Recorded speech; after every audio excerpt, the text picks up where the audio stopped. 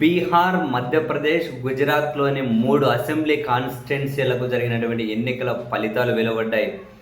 ఇవి చాలా చిన్న ఎన్నికలే కావచ్చు కానీ, ప్రస్తుతం దేశవ్యాప్తంగా నెలకొని ఉన్నటువంటి విద్యార్థి ఉద్యమాలు, పరీక్షా పత్రాల లీకేజ్ వ్యవహారం, నరేంద్ర మోదీ గారి సర్కార్ టార్గెట్‌గా దేశవ్యాప్తంగా జరిగినటువంటి తీవ్ర నిరసనలు, ఆ క్రమంలో ఎన్నికల ఫలితాలు వెలువడ్డాయి. అది ఒక సీరియస్ అంశం.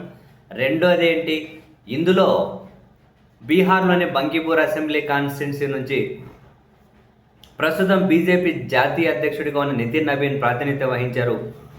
అక్కడ వరుసగా ఆయన 4 సార్లు ఎమ్మెల్యేగా గెలిచారు. ఆయన బీజేపీ జాతీయ అధ్యక్షుడైన తర్వాత రాజ్యసభ ఎంపీ అయ్యారు.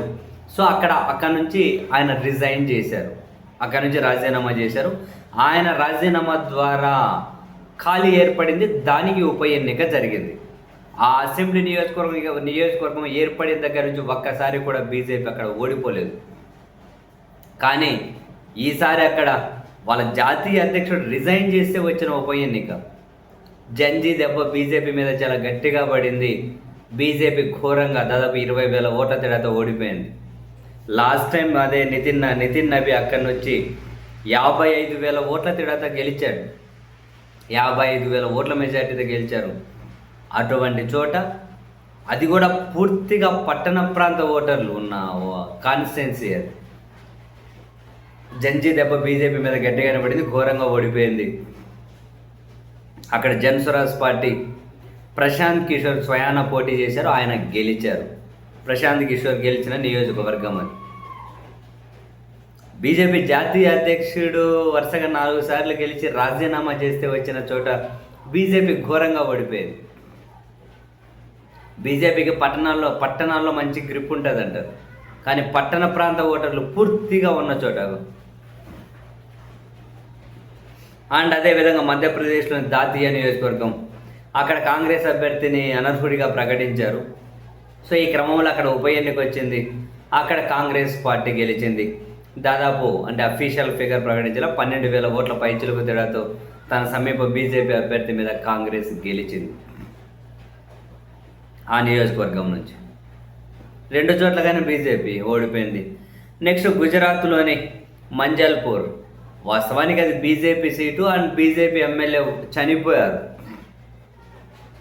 అక్కడ. సో ఆ సానుభూతి ఓట్లు ఉంటాయి, బీజేపీకి పట్టుంది. అయినా అక్కడ బీజేపీకి వచ్చిన మెజారిటీ 30,000కు దాటి కూడా రాలేదు, అది వేరే విషయం. వాళ్ళ అభ్యర్థి చనిపోయారు, అక్కడ సానుభూతి, బీజేపీకి బలం. ఒక్క దగ్గరేమో బీజేపీ గెలిచింది. మధ్యప్రదేశ్లో ఓడిపోయారు. వీటన్నిటికంటే మించి బీహార్లోని బంకీపూరే చాలా అవమానకరమైన ఓటమి బీజేపీకి. నియోజకవర్గం ఏర్పడిన దగ్గర నుంచి అక్కడ బీజేపీ ఓడిపోలే. బీజేపీ జాతీయ అధ్యక్షుడు వరుసగా 4 సార్లు అక్కడి నుంచి గెలిచి లాస్ట్ టైం 55,000 ఓట్ల మెజారిటీ. తీరా ఇప్పుడు వస్తే 20,000 ఓట్ల తేడాతో ఓడిపోయింది బీజేపీ. సో జంజీ దెబ్బ చాలా చాలా గట్టిగానే పడ్డట్లుంది. నెక్స్ట్ దేశవ్యాప్తంగా కూడా ఈ ఇంపాక్ట్ ఉండొచ్చు అనే అంచనాలు ఆల్రెడీ స్టార్ట్ అయ్యాయి. ఆఫ్ కోర్స్ లేండి, బీజేపీకి చాలా తీవ్ర వ్యతిరేకత ఉన్న ఎన్నికల కమిషన్ సహాయంతో గెలుచుకుంటూ వస్తుంది అనే విమర్శలు, దానికి సంబంధించిన కొన్ని ఆధారాలను కూడా కొన్ని నియోజకవర్గాల్లో రాహుల్ గాంధీ గారు బయటపెట్టారు, అది వేరే విషయం. సరే, ఆ కథలన్నీ పక్కన పెట్టిన చాలా కీలకమైన నియోజకవర్గాల్లో కూడా బీజేపీ ఘోరంగా ఓడిపోయింది ఈసారి.